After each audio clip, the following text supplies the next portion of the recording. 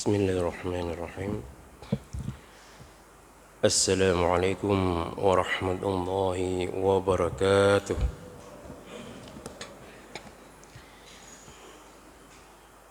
إن الحمد لله نحمده ونستعينه ونستغفره ونعوذ بالله من شرور أنفسنا وسيئات أعمالنا. من يهده الله فلا مضل له ومن يضلل فلا هادي له. أشهد أن لا إله إلا الله وحده لا شريك له وأشهد أن محمدا عبده ورسوله. أما بعد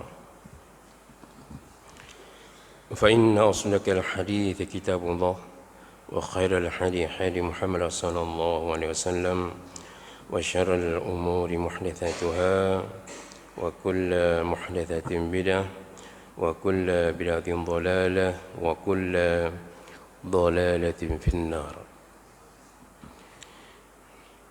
Bapak Ibu rahmati Allah Subhanahu wa taala, anak-anak kami yang kami cintai, salah satu sunnah yang diajarkan oleh Rasulullah SAW kepada kita, yakni tangan di atas lebih baik daripada tangan yang di bawah, sesuai dengan apa yang disabdakan oleh Rasulullah SAW yang diriwayatkan oleh Bukhari dan Muslim.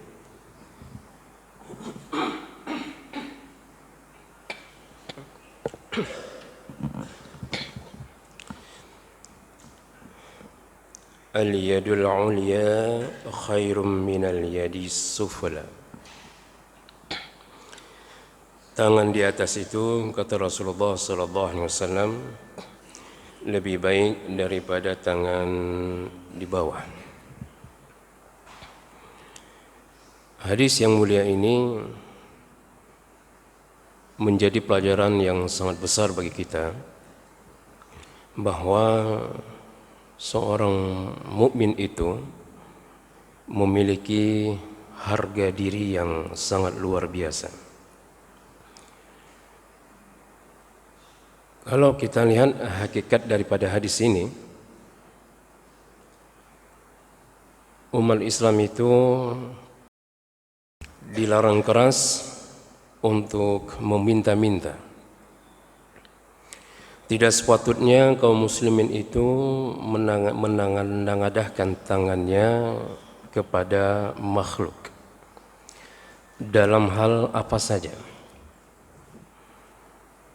Karena manusia itu Allah telah memberikan akal, manusia itu telah Allah berikan kekuatan fisik untuk meraih mendapatkan karunia Allah Subhanahu wa taala. Oleh karena itu, meminta-minta di dalam Islam itu suatu yang sangat dilarang keras dalam agama ini. Mari kita lihat sebuah hadis nasihat Rasulullah SAW kepada salah seorang sahabat beliau yang bernama Qabisah bin Mukharik al-Hilali radhiyallahu anhu. Nasihat Rasulullah SAW ini sekaligus menjadi nasihat berharga kepada kita semuanya. Rasulullah SAW memanggil Qabisah. Perlu kita fahami bahwasannya kebiasaan Rasulullah SAW apabila beliau memanggil seseorang, menasihati secara pribadi, berarti nasihat ini sangat penting. Ya Qabisah, innal mas'alata la tahillu illa li ahadin thalatha. Wahai Qabisah, Sesungguhnya meminta-minta itu tidak dihalalkan kecuali bagi salah seorang dari 3 macam manusia.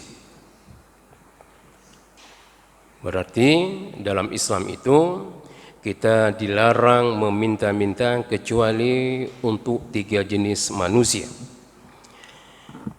Yang pertama kata Rasulullah,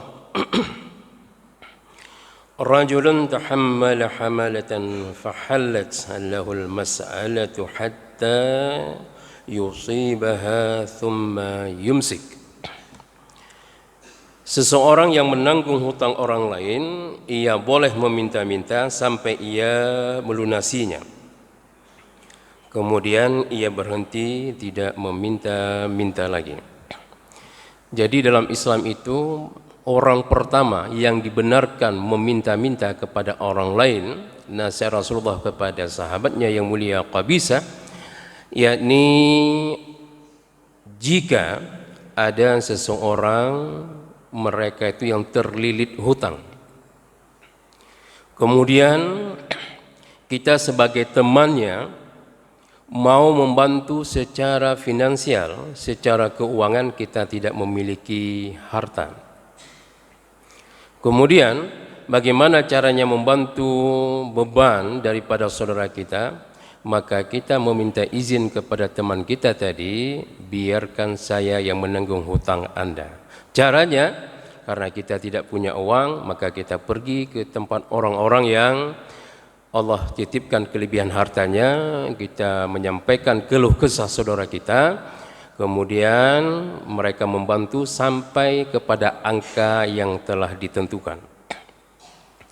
Misalnya teman kita punya hutang 10 juta, kemudian kita datang meminta izin, kemudian kita menanggung hutangnya, kemudian kita pergi kepada orang-orang kaya sampai kepada angka 10 juta itu. Jika sudah kita dapatkan, stop, tidak boleh lagi meminta-minta.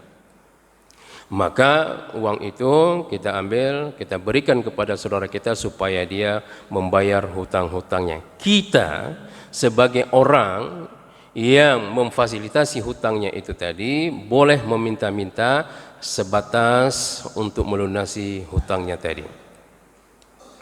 Yang kedua,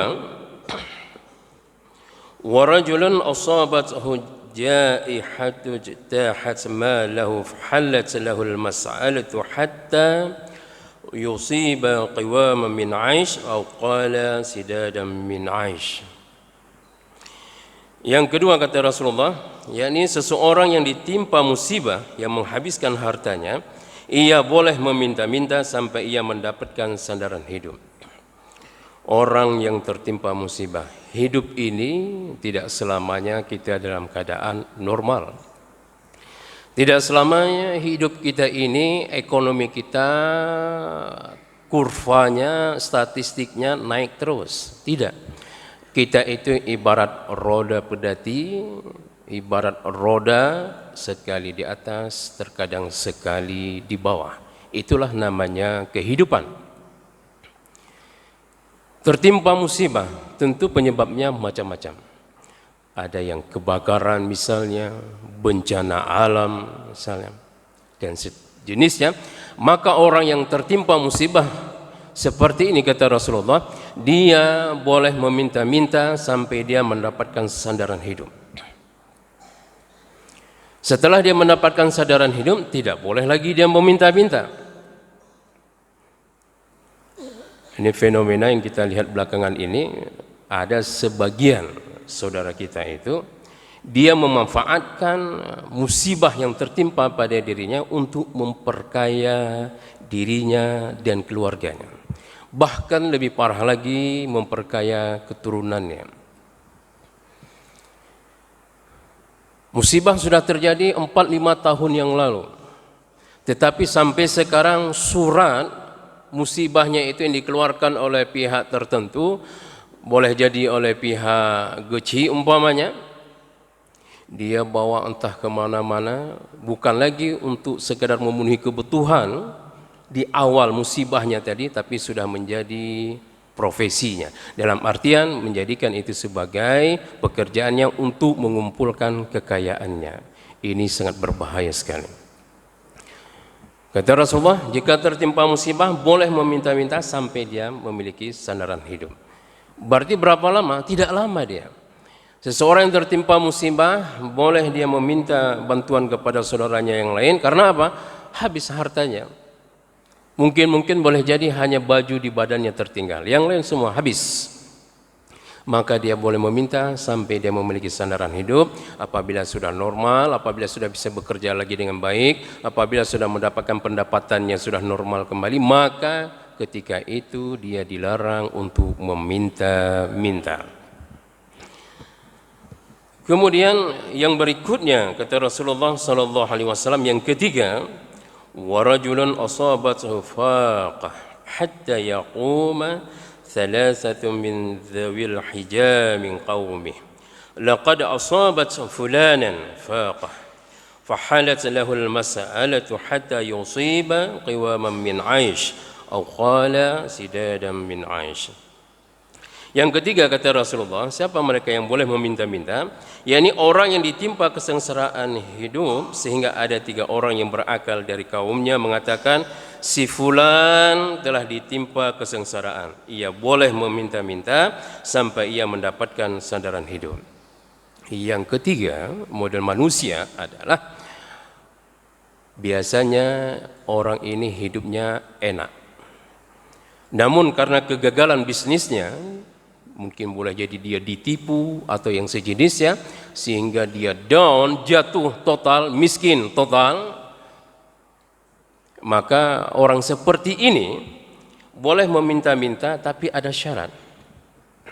Apa syarat kata Rasulullah?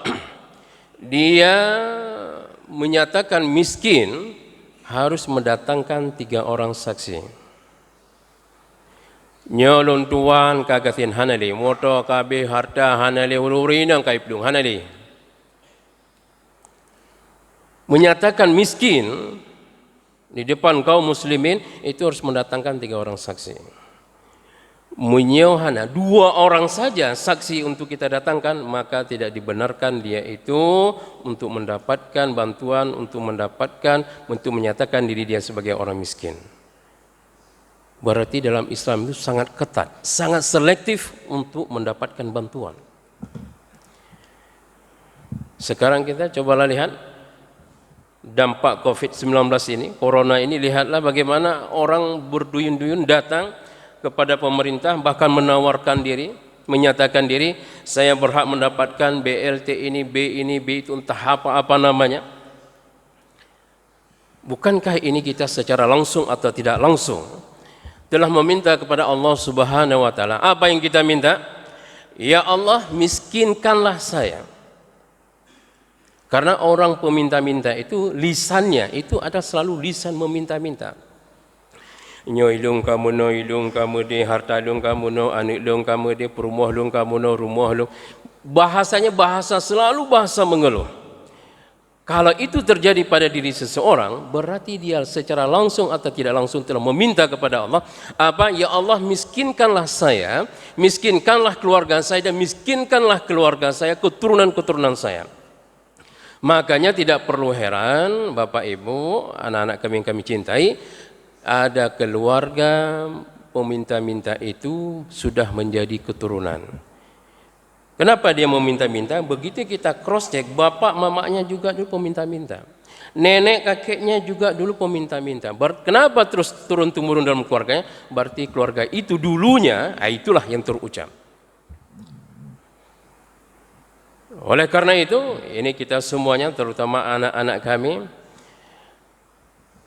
organisasi Muhammadiyah ini yang paling pantang dalam berorganisasi. Muhammadiyah itu terinspirasi dengan 2 masjid besar di dunia ini, Masjidil Haram dan Masjid Nabawi. Tidak ada satu celeng pun di masjid itu. Kita pergi ke sana, mupedu babat agama masjid, sumbangan, ahana mutabo ada demung ini. Sebenarnya Muhammadiyah seperti itu dia. Enggak ada mau minta-minta. Maka celeng-celeng yang beredar di Masjid Muhammadiyah itu sebenarnya itu aib. Sebenarnya. Karena apa? Di organisasi Muhammadiyah itu dia berpikir bagaimana menghidupkan Muhammadiyah, bukan mencari hidup di Muhammadiyah. Wakaf organisasi Muhammadiyah itu bukan miliaran, triliunan. Makanya agak aib begitu kalau ada masjid-masjid Muhammadiyah masih ada beredar celeng. Karena yang diterima itu pada umumnya adalah wakaf. Wakaf itu tidak beredar di depan mata kita. Dia kalau sekarang sudah masuk lewat rekening, langsung jumpa panitia, hana deh mau putar-putar celeng, mau puduk bak bineh jalan, pakai turban, nggak ada lagi. Muhammadiyah nggak ada seperti itu. Karena apa? Harga diri seperti itu. Kemudian di akhir hadis ini Rasulullah SAW menyebutkan, "Fama siwahunna manal mas'alati ya qabisa, suhtan ya'kuluha sahibuha suhtan." Dan meminta-minta selain tiga hal itu, wahai qabisa, penekanan pada akhir hadis ini adalah haram dan orang yang memakannya adalah memakan makanan yang haram. Hadis riwayat Muslim. Pelajaran terbesar dari hadis ini mau kita sampaikan apa? Ternyata kemiskinan itu dan kekayaan itu bukanlah takdir. Bukanlah realita harta yang kita miliki, banyak atau sedikit. Kemiskinan dan kekayaan itu merupakan mentalitas seseorang dalam mensikapi rezeki harta yang dia dapatkan. Tidak sedikit orang yang memiliki rumah besar, mobil mewah dan seterusnya, tapi orangnya miskin. Karena apa? Karena mentalitasnya itu selalu menjilat, meminta-minta kepada orang lain. Koruptor itu kan orang miskin. Karena apa? Dalam pikirannya tergambar apa lagi yang bisa saya ambil, di mana lagi yang bisa saya korup, kepada siapa lagi saya menjilat dan seterusnya. Maka para koruptor itu adalah mental, bukan mental orang kaya, tapi dia mental orang miskin. Dan sebaliknya, tidak sedikit ada orang yang kita lihat secara fisik rumahnya sangat-sangat sederhana, bukan lagi sederhana, sangat-sangat sederhana, tetapi dia marwahnya berwibawa, sehat lahir batinnya. Kenapa? Tidak suka tangannya meminta-minta kepada orang lain. Ke Nurang Aceh, ja ubedat tapak, du ubedat punggung. Mumet jarau, mueko. Artinya apa? Dia berusaha. Rezeki itu bukan hasil usaha dia. Allah yang menentukan. Karena tidak sedikit ada orang yang tidur-tidur saja, rezeki banyak. Ada orang yang bekerja dari pagi sampai sore, rezekinya segitu-segitu saja. Artinya apa? Rezeki itu memang sudah Allah atur semuanya. Oleh karena itu, masalah kekayaan dan kemiskinan itu merupakan mentalitas, bukan sebuah kenyataan yang terkadang orang menilai itu hebat dia kaya. Karena apa? Karena pendidikannya, hebat dia jadi orang yang kaya. Karena apa? Kerjanya dan seterusnya. Kita tidak seperti itu. Islam melihat kekayaan dan kemiskinan itu sebagai mentalitas. Ini Bapak Ibu hormati Allah Subhanahu wa taala dan anak-anak kami yang kami cintai. Ingat, belakangan ini beberapa hari yang lalu kita dihebohkan dan kita di Aceh pada umumnya banyak, bukan satu dua pesantren, bukan satu dua daya, anak-anaknya itu dididik bagaimana menjadi pengemis. Nyai Pathaimpreh taja Pathaingkut dari pun dapudi Honda taja Pathaingkut tawolam dari Pathaingkut nasib tu boh pesantren mengkaling-kaling bak jalannya sedekah timete sekian amal akhirat dan seterusnya. Begitu digrebek di daerah Bener Meriah kalau nggak salah saya itu, ternyata semuanya adalah penipuan. Oleh karena itu tidak boleh kita memberi kepada orang-orang seperti itu dengan pakaian surbannya, jubahnya, dengan pidatonya, dengan ayat dan hadisnya luar biasa sekali. Bagi kita yang lemah-lemah, oh mangka berehnya ju amal jariah. Ya, memang dari satu sisi memberi sesuatu kepada orang kita mendapatkan pahala. Tetapi ketika kita sudah tahu kemana dan siapa pelakunya, maka berubah hukumnya dari sunat berpahala menjadi haram, berdosa. Tahu kita orangnya, tahu kemana arah uang, jangan lagi diberikan.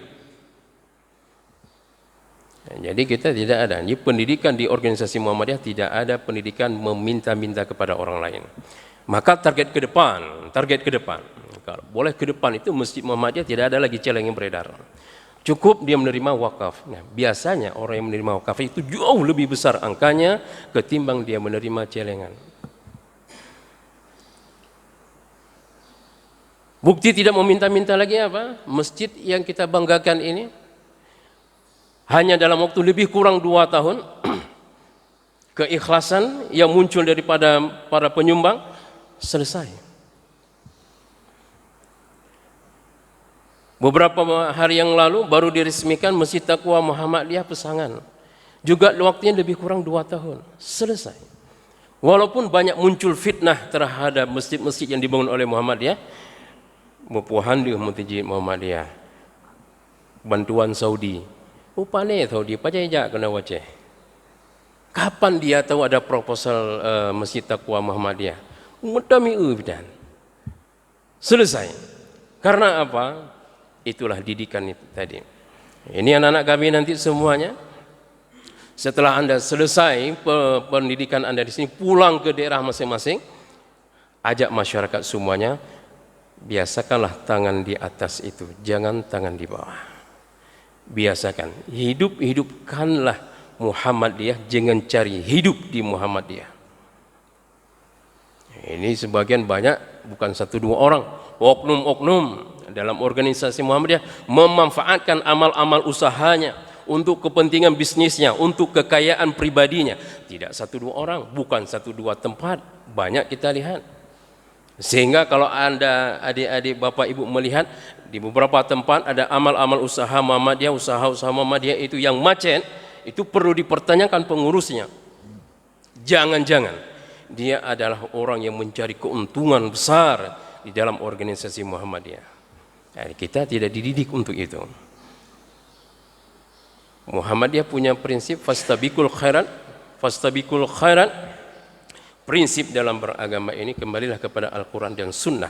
Salah satu sunnah yang diajarkan oleh Rasulullah SAW adalah tangan di atas itu jauh lebih mulia daripada tangan di bawah.